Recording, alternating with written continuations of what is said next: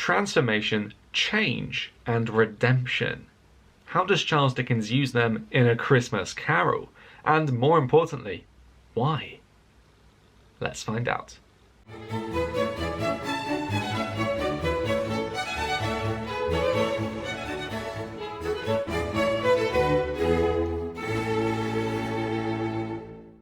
What's going on, Revision Squad? It is me, Liam, aka Mr. Knight, aka DystopiaJunkie, and in this video we are going to think about how ideas relating to transformation, change and redemption are presented in Charles Dickens' novella A Christmas Carol. As per usual, we are going to do this by thinking about some important contextual information and analysing some key quotations, both of which I hope will help you out as you study or revise Dickens' classic Christmas tale. Do you have a pen and some paper to hand? Because I'm going to be covering quite a bit in this video and you will probably find it useful to make notes of the things I say. And if you do find this video to be useful, why not give it a like, write me a comment to let me know, share it with anyone who might benefit from watching it, and of course subscribe if you aren't already. As you can see, loads of you who watch my videos aren't actually subscribed. So why not help me to balance those numbers out a little bit more, which will only help me to be able to help even more people out.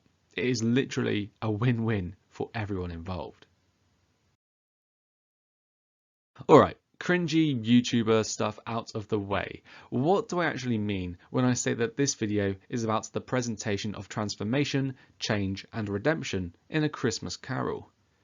Well, actually, the three words, when placed within the context of A Christmas Carol, more or less mean the same thing. Change will be the word that will be familiar to most of you, and it just means the process of things becoming different as time passes. Transformation, well, it's just the same thing, isn't it? It's a change, although possibly a more profound, deep or noticeable one. Finally, redemption is also a type of change, but it is one we usually use when talking about people. Redemption is when someone changes for the better, usually discarding undesirable traits or characteristics, ones that usually have a negative impact on other people or on the world around them, and they instead pick up much more positive traits that directly counteract those original bad habits. For instance, somebody could go from littering all the time, a bad habit I'm sure you'll agree, to then recycling all of their waste and picking up other people's litter and recycling that too.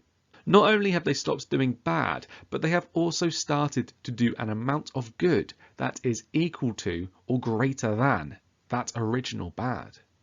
So if that's what I mean by transformation, change and redemption, which pieces of contextual information could we use to help us understand its depiction in A Christmas Carol? There are three key contextual strands that I want us to think about when discussing this theme. Firstly, I want to think about the connection between Christianity and redemption. Now, I'm very sure that other faith systems value or permit redemption, but I'm going to focus on Christianity here because it was the most dominant faith in Victorian England and was also the faith that Dickens himself practiced, although you of course know this already because you've watched my video about religion and Christianity, right? So, in the Christian faith, redemption is seen as making amends for the sins that you have committed in life. So that doesn't just mean stopping committing sins in the first place, although this is of course desirable. It means putting good into the world that balances out or outweighs the sin that you have committed. This is something that would have been very familiar to Dickens's readership, and so by making it a central part of his story, Dickens would have been appealing to their sensibilities and values, which only helps him to convince people of his moralistic message all the more easily. Furthermore, the Bible teaches that humanity's redemption was achieved through Christ's sacrifice and resurrection or rebirth, which makes me wonder, does Scrooge not also undergo a sort of spiritual resurrection? Doesn't he sort of die in the fourth stave? Does he atone for the sins he has committed in his long and miserly life by undergoing such a radical change? The second contextual strand I would like to consider is that the Industrial Revolution was a time of profound change. Industrialization revolutionized how many businesses operated, and new technologies altered people's professional or personal lives. Now, the changes that the Industrial Revolution beckoned in had consequences. Some were positive, as the transformations to the business world meant that some people experienced a greater amount of social mobility. With new technologies, an increase in the amount and variety of jobs, and the additional wealth that was floating around, some people were able to climb the social ladder and improve their quality of life. On the other hand, though, this meant that there were greater levels of social inequality. Although some poor people did improve their social statuses, the Industrial Revolution generally saw the rich get richer and the poor get poorer by comparison. For some of the poor, the possibility that they could transform their standing in the world was a great source of motivation, and it was in this possibility of change that they found hope. But sadly, this was not a reality for the entirety of the working class. All of this is to say that people living in the Industrial Revolution were possibly aware that they were living in a time in which it was possible to actually change things, whether that was your employment, social status, levels of wealth or quality of life, because they had already experienced so much change in such a short space of time. Now, last of all, and something we should never forget, is that Charles Dickens himself was, of course, an advocate for social change. Having experienced both the hardships of being poor and the immense comfort of wealth, and having witnessed the awful conditions that some of the least advantaged were living in, Dickens saw no reason for people to suffer. Add into this his fervent belief in Christianity, wrapped up in which are ideas of charity, generosity, and just generally looking out for other people. And it is unsurprising that Dickens wanted to see the injustices of social inequality transformed. A transformation that he knew required a great shift in mentality from Victorian society at large. This desire to see radical societal change was a significant factor in Dickens's decision to write A Christmas Carol, a story in which his main character learns an important lesson that Dickens hoped his readers would likewise learn. Okay, before we get started, I just wanted to remind you that all of the page numbers I reference in this video and all the videos I make about A Christmas Carol refer to this copy of the book. So if we have different editions, our page numbers are likely to differ somewhat, but hopefully I still make it clear whereabouts in the story each quotation comes from. Now, the structure of this video is going to be a little bit different to my others in this series, which is because if you're thinking about redemption, transformation, or change, that inherently requires a slightly more comparative style of discussion. First of all, though, I want us to talk about the ways in which Scrooge, or indeed A Christmas Carol more generally, differs between the first and last staves of the story. So first, I am drawn to how Scrooge is described in the first stave as a squeezing, wrenching, grasping, scraping, clutching, covetous old sinner, and how this differs with his presentation in stave 5, where we find out that he went to church. Now, I think we would all agree that the first quotation presents Scrooge in a pretty negative light, which is an impression created by that long list of unpleasant adjectives that are being used to modify the noun sinner. In stave 5, though, we find out that Scrooge goes to church, which suggests to me that he is no longer a sinner and is somewhere on the way to atoning for those sins and making amends. Dickens's use of pathetic fallacy also provides an interesting basis for comparison. You see, in stave 1, the weather is described as cold, bleak, biting weather, foggy withal. Whereas in stave 5, we find out that there is no fog, no mist. In the first stave, the weather could be seen as representing Scrooge's attitude and personality, He is unfriendly and unpleasant. In the final stave, though, the fog and mist, which could be seen as Scrooge's tendency to keep people at a distance from him, have been dispelled, suggesting that a change, and a positive one at that, has occurred. Scrooge's attitude toward Christmas is also worth considering if we want to look at his redemption. In the first stave, his dismissive attitude toward Christmas is evidenced by how he replies with a "Bah!" said Scrooge, "humbug," when his nephew wishes him a Merry Christmas, whereas his newfound appreciation for Christmas is revealed in the final stave by the quotation, "It was always said of him that he knew how to keep Christmas well." This transformation suggests that Scrooge has learned his lessons from the spirits, and also hints that he doesn't just celebrate Christmas, but that he respects the generosity and kindness that are wrapped up in the holiday all year round. Last of all, what about Scrooge's views on generosity? Well, his complete lack of generosity in stave 1 is made evident by the dialogue. "If they would rather die," said Scrooge, "they had better do it and decrease the surplus population." Although the transformation in his attitude is made clear by the quotation, "My dear sir," said Scrooge, quickening his pace, in stave 5.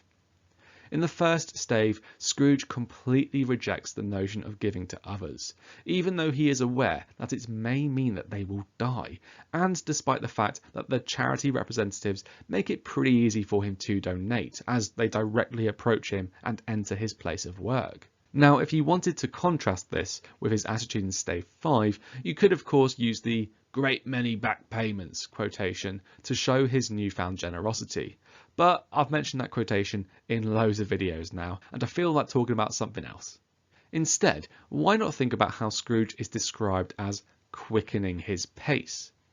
I think this demonstrates just how generous Scrooge has become, as it tells us that he actively seeks out the charity representative and goes out of his way to make a sizable donation, which really shows just how determined he is to atone for his past sins. Now, in theory, we could end the video there. You've got 8 quotations, which means you could write 4 analytical and sort of comparative paragraphs. But the thing is, transformation, change, and redemption are evident in many other parts of the story, and are shown to be a bit more complex than the straightforward change we see between staves 1 and 5. So, how else are transformation, change, and redemption depicted in A Christmas Carol? I hope it's pretty clear by now that Scrooge does indeed change between staves 1 and 5. But hasn't he changed before? For the next couple of minutes, I want to think about the presentation of Scrooge's former self in stave 2, and more precisely, in the scene in which Belle terminates their engagement. Before we even get to Belle breaking up with him, we are given some description of how Scrooge looks at this point in his life. Scrooge observes his former self and recognises that he was older now. There was an eager, greedy, restless motion in the eye, which showed the passion that had taken root. Now, because this passion, which we of course know is money, has now taken root, it is clear that Scrooge has not always been ruthlessly greedy, and that money has not always been the most significant part of his life. This idea is also supported by Belle, who asserts that "our contract is an old one. It was made when we were both poor and content to be so. You are changed. When it was made, you are another man." In her dialogue, Belle reveals that she and Scrooge got engaged when they were poor and content, meaning happy, to be so, but that this is no longer the case for Scrooge. He is different, she says, and isn't that person anymore. Scrooge's avarice isn't just something that sits inside of him. It is apparent for the entire world to see. Now, why am I mentioning this? Isn't it pretty obvious already that Scrooge is greedy? Well, of course it is. The first stave makes it pretty clear. But the real reason why I mention this is because it makes me wonder if Scrooge has changed before. From content to be poor to restlessly greedy, doesn't he have the potential to change again? After all, he's changed before. Although for Scrooge this is quite a painful memory, it actually provides me, as a reader, with a sense of hope, as I'm now aware that Scrooge actually is able to change. And there's another transformation regarding Scrooge that I think is worth talking about, and that is how his attitude towards his lessons changes as the story progresses. In Stave 2, when the Ghost of Christmas Past shows Scrooge his breakup with Belle, he demands, "No more," cries Scrooge. "No more! I don't wish to see it! Show me no more!" Now this shows a sort of rejection of the lesson that the spirit is trying to teach him, suggesting that Scrooge's mind is closed and that he is refusing to learn, which is made most clear by the repetition of "no more" in his dialogue. Then, in Stave 3, once the Ghost of Christmas Present takes the miser to the Cratchit household, Scrooge demands that the spirit "tell me if Tiny Tim will live." Now, Scrooge showing an interest he had never felt before, of course shows him becoming more sympathetic. But what I'm interested in here is the fact that Scrooge is pressing the Ghost of Christmas Present for more information. To me, this suggests that Scrooge's attitude towards the spirits and their lessons has changed, as he has gone from rejecting their teachings, as seen in Stave 2, to seeking out more information from them. However, because he is only pushing the spirit for more information roughly halfway through Stave 3, I get the impression that he isn't totally convinced by their teachings. There's still some degree of skepticism, perhaps. But then in Stave 4, Scrooge definitely seems to accept the teachings the spirits offer. As soon as the Ghost of Christmas Yet to Come materializes in front of him, Scrooge asks it a question, asking it to clarify that it will show him the future. Now, because this question occurs in Scrooge's first instance of dialogue with the spirit, and because he's actually asking it a question rather than demanding it gives him more information, as seen in Stave 3, I think we now see that Scrooge is not only seeking to learn from the spirits, but that he is respecting their authority as his teachers, suggesting that he is now fully receptive of the lessons that they will provide him with. I think it's really important for us to acknowledge that Scrooge's transformation is a gradual one. He isn't just a mean old miser for the first 4 staves and then, ta-da, he's a good old bloke suddenly at the end. There are small alterations to his personality and attitude across each of the story's staves. And so if you are asked about Scrooge's transformation in A Christmas Carol, don't forget to mention the subtle differences we can see in him across the middle of the story. But is Scrooge the only character who is relevant to ideas relating to change? Of course not. The ghost of Jacob Marley is also an important figure for us to consider. In Stave 1, the ghost tells us how, in life, he did not change, stating, "My spirit never walked beyond our counting house. Mark me, in life my spirit never roved beyond the narrow limits of our money-changing hole, and weary journeys lie before me." The repetition of never suggests to me that Jacob Marley was very much fixed in his selfish, self-interested ways when he was alive, which obviously has parallels with the path Scrooge is walking at this point in the story. However, Marley informs Scrooge that because he had never bothered to rove beyond the narrow limits of our money-changing hole, meaning on a literal level that he never strayed too far from his place of work, but also in a more metaphorical sense perhaps, that his thoughts never departed from money, he now has weary journeys ahead of him, all of which acts as a warning to Scrooge that he really ought to change. This idea is reinforced by Marley's statement that he is here tonight to warn you that you have yet a chance and a hope of escaping my fate. Because Marley is trying to help Scrooge to avoid the torturous fate that he is now subjected to. Marley is aware that his inability to redeem himself in life means that he must atone for his sins in the afterlife, and this is precisely the fate he wants Scrooge to avoid, which he will only be able to achieve by changing his ways. However, when Marley informs Scrooge that, "Without their visits," said the ghost, "you cannot hope to shun the path I tread," with "their" meaning the spirits, of course, Marley is perhaps suggesting that Scrooge is too far gone. He is too set in his selfish and cold-hearted ways to change them on his own. And so, because of that, he now requires external influence in order to ensure that he finally redeems himself. Just like Marley is saying this to Scrooge, so too might Dickens be suggesting the same thing to his readers, because without his book and external influence, perhaps they would not change their ways either. For a moment, I would like to think about Scrooge's father.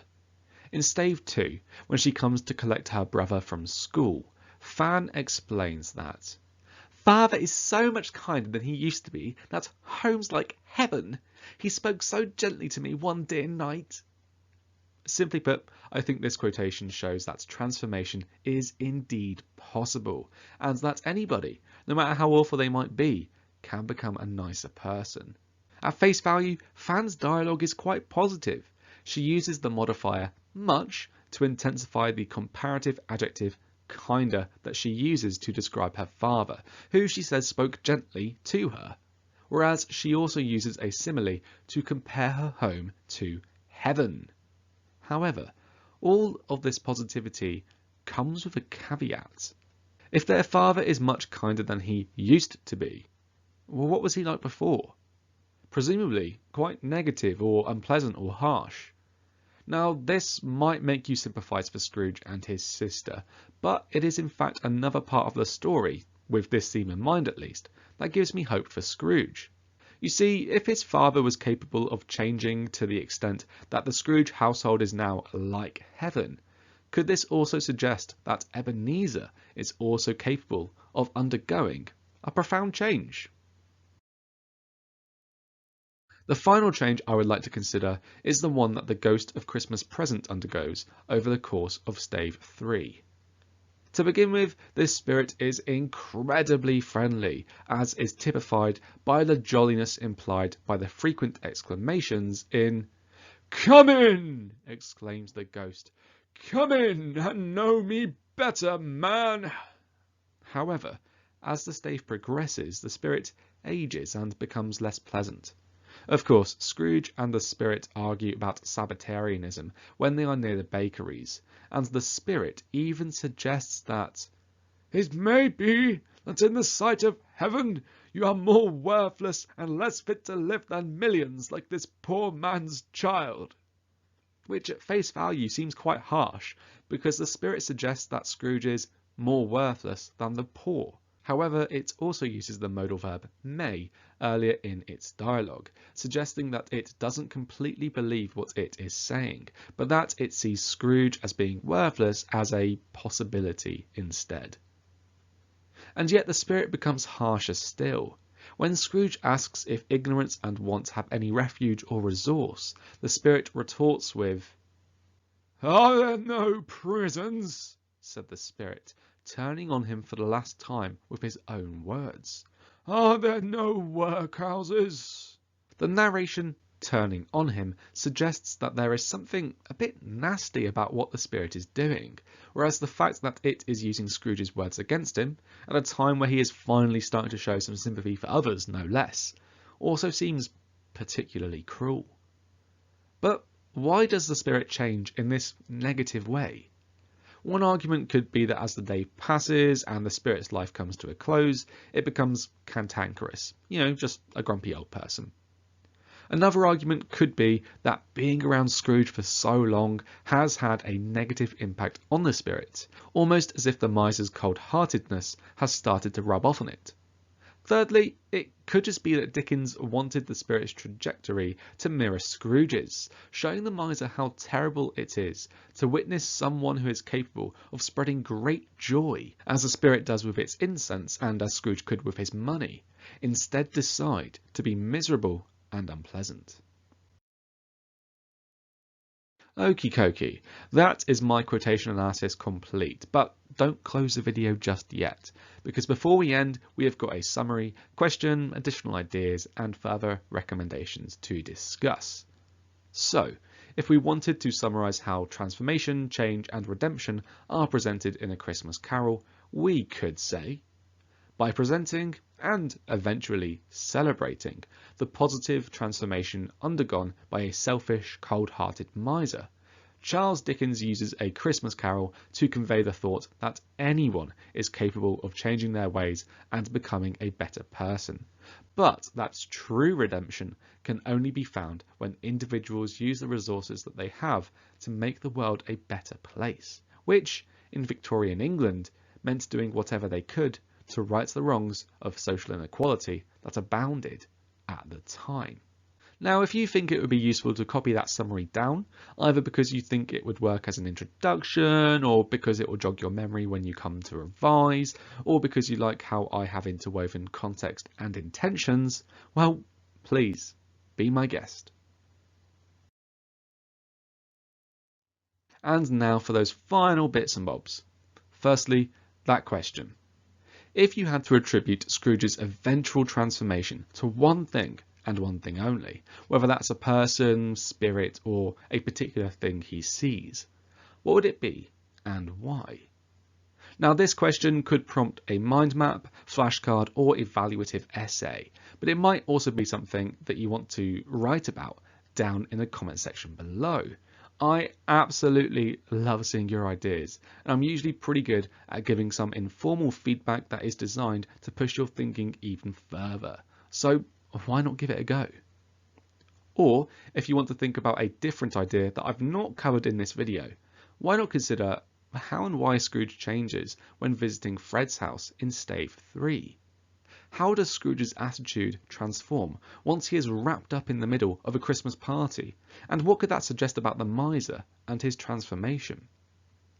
And finally, if you don't want to do more thinking, but would just rather watch more videos or do a tiny bit of reading, you could, of course, watch all of my videos about Scrooge, and at the moment there's 5, and there may be 1 or 2 more to come. Or my videos about Christianity and generosity, which of course have very strong connections to ideas relating to redemption and change. Or you could even have a quick browse of my bibliography in the video description, which contains a handful of sources that you might find useful if you want some additional contextual information. And with those extra bits and bobs discussed, that is my discussion of the presentation of transformation, change and redemption in A Christmas Carol complete. My aim here was to help you out as you study or revise Dickens's classic story, especially for those of you who are stuck at home doing some lockdown learning. So if I've accomplished that, please do let me know by giving this video a like, writing me a comment, sharing it with people who might find it helpful, and subscribing to my channel too. It really would mean a lot. Anyway, as ever, I hope that you have an awesome rest of the day. If you are revising, please do remember to take frequent short breaks, as a burned out student is not a happy or successful student, which is what I think you deserve to be. So Dickens uses the theme of transformation, change and redemption in loads of places in his story. Most obviously in Scrooge's redemption between staves 1 and 5, but also it is evident in other characters throughout the story too, in how they either do or do not change. But why did he use it in his story? Well, to be honest, I think it's quite simple. If Ebenezer Scrooge, the mean old miser who would rather see people die than help them out, is capable of changing and becoming so much of a better person that he is able to help out those in need, then surely Dickens's readers, who are nowhere near as awful, can step up to the plate and similarly stop the injustices of social inequality.